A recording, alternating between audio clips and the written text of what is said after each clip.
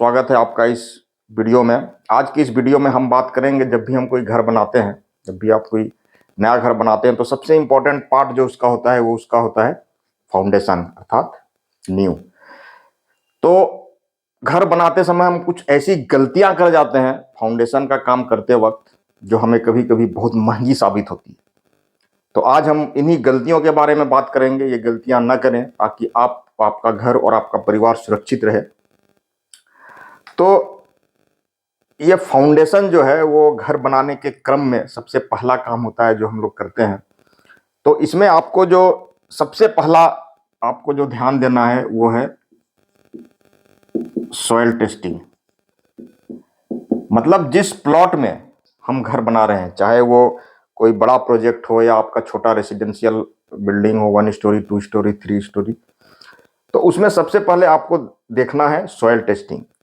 लेकिन कभी कभी क्या होता है, हम गांव में हमारे नॉलेज की कमी के कारण या सुविधा न होने के कारण सॉइल टेस्टिंग नहीं करा पाते हैं। लेकिन बड़े प्रोजेक्ट्स में सॉइल टेस्टिंग कराना मैंडेटरी है। तो अगर आप किसी कारण से सॉइल टेस्टिंग नहीं करा पा रहे हैं तो आपको 2-3 चीज़ों का ध्यान रखना बहुत आवश्यक है। अगर आपका जो प्रपोज्ड बिल्डिंग है वो अगर मार्शी लैंड में है, मार्शी लैंड मतलब दलदली जमीन जिसमें क्ले का क्वांटिटी बहुत ज्यादा हो, अगर ऐसा सॉयल है या ब्लैक कॉटन सॉयल है, ठीक है दोस्तों, अगर इन दोनों में से कोई भी कैटेगरी में आ रहा है तो आपको सॉयल टेस्टिंग कराना जरूरी है। और सॉयल टेस्टिंग करा के आप उसका सेफ बियरिंग कैपेसिटी निकाल लीजिए पहले। अगर इन दोनों में से किसी भी कैटेगरी में आपका लैंड अगर नहीं आ रहा है तो आप थंब रूल के हिसाब से फाउंडेशन कर सकते हैं, जो कि आज हम लोग डिस्कस करेंगे। दोस्तों, जनरली जो है फाउंडेशन 2 तरह के होते हैं।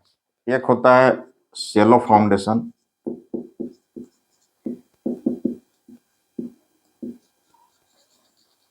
दूसरा होता है डीप फाउंडेशन।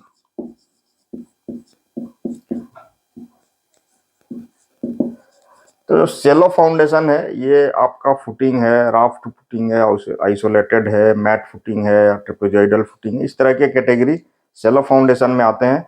और डीप फाउंडेशन में हम पाइलिंग या ब्रिजेज में हम वेल फाउंडेशन करते हैं, तो वो सब कैटेगरी जो है वो डीप फाउंडेशन के अंदर आती है। तो जब हम घर बनाने में जिस फाउंडेशन का यूज करते हैं जनरल रेसिडेंशियल पर्पसेस में, वो आपका शैलो फाउंडेशन है। नॉर्मली हम आइसोलेटेड फुटिंग या कंबाइंड फुटिंग का सहारा लेते हैं। तो आज मैं उसी के बारे में आपको बताऊंगा।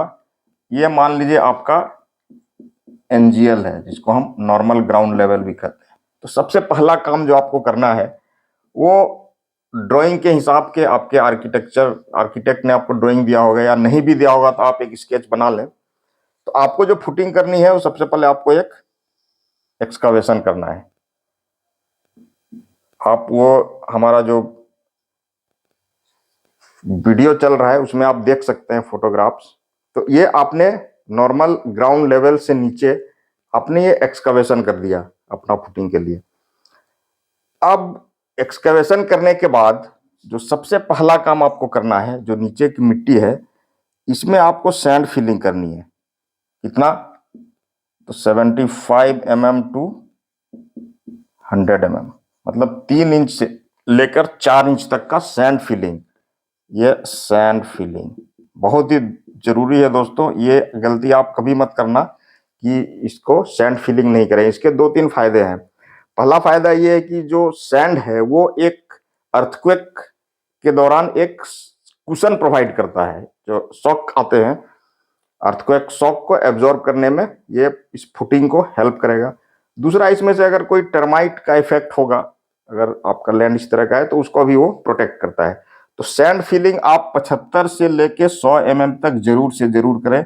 कई बार हम ऐसी गलतियां करते हैं कि हम बिना सैंड फिलिंग का ही जो है फुटिंग कर देते हैं। कई बार ठेकेदार ऐसा करता है, मिस्त्री ऐसा कर देता है, लेकिन आप इसको ध्यान रखें।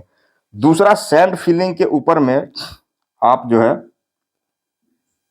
100 mm का पीसीसी करें। इसको भी दोस्तों इग्नोर नहीं करना चाहिए। जैसा कि हम आपको वीडियो में देख रहा होगा, एक फोटो दिख रहा है जिसमें जो है ब्रिक नीचे रखा हुआ है, तो वो बिल्कुल ना करें, आप प्रॉपर पीसीसी करें। पीसीसी में आप 1-2-4 या 1-3-6 कोई भी रेशियो यूज कर सकते हैं कंक्रीट का।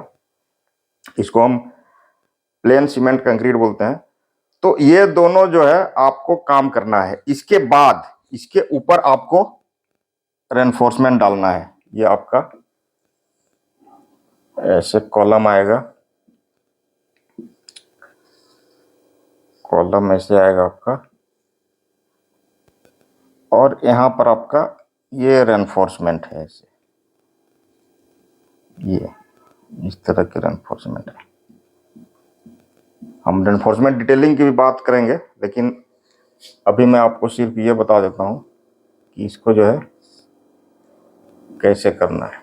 ये आपका देखिए, ये उसके बाद आपको जो है ये जाली बिछानी है नीचे पीसीसी के ऊपर में रेनफोर्समेंट की। और ये आपका जो सरिया है, ये जो आ रहा है, ये सरिया यहाँ से कम 300 mm होना चाहिए, ये वाला डिस्टेंस, ये ध्यान रखिएगा। ये डिस्टेंस भी 300 mm, मतलब 1 फीट। ये इसका एंकरेज लेंथ प्रोवाइड करेगा, और ये आपका जो है ये कॉलम खड़ा होगा।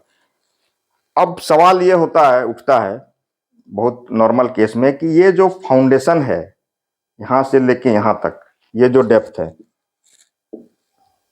जिसको हम DF कहते हैं, डेप्थ ऑफ फाउंडेशन, ये कितना रखना चाहिए। तो इसका एक थंब रूल है, मैं आपको बताने का प्रयास करता हूं। वैसे तो ये अगर आप बिल्डिंग की डिजाइन करेंगे तो आपको डिजाइनर ये बता देगा, लेकिन मैं आपको एक थंब रूल बताता हूं कि अगर आप जो है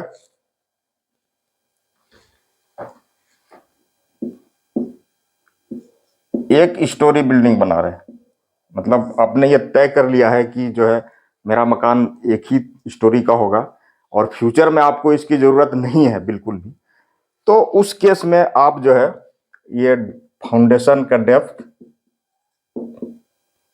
3.5 फीट, मतलब 3.5 फीट अगर आप रख दिए तो आपका ये चल जाएगा। लेकिन आपको ये थोड़ा फ्यूचर के बारे में भी सोचना चाहिए कि अगर ऐसा हो कि कभी कभी ऐसा होता है कि हम सोचते हैं फर्स्ट फ्लोर बनाएंगे, फिर 1-1.5 साल के बाद हमको ध्यान आता है कि दूसरा फ्लोर भी बना दे।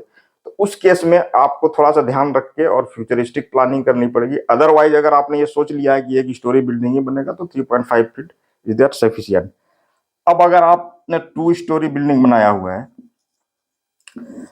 2 स्टोरी अगर आपने सोचा है कि 2 स्टोरी बिल्डिंग बनाएंगे, तो आपको ये 4.5 फीट रखना है, और 3 स्टोरी के लिए 5.5 फीट। ये थंब रूल है दोस्तों, ये आपको फॉलो करना है डेप्थ ऑफ फाउंडेशन के लिए। अब ये सवाल आता है कि हम कॉलम का साइज क्या रखें या फुटिंग का साइज क्या रखें, फुटिंग का अगला जो अदर डायमेंशन है वो क्या रखें, और रेनफोर्समेंट क्या रखें। तो उसके लिए हम डिस्कस करेंगे। उसके लिए हमने एक अदर वीडियो बनाया हुआ है, आप उस पर जाकर लिंक को फॉलो कर सकते हैं। आज के लिए इतना है, बहुत बहुत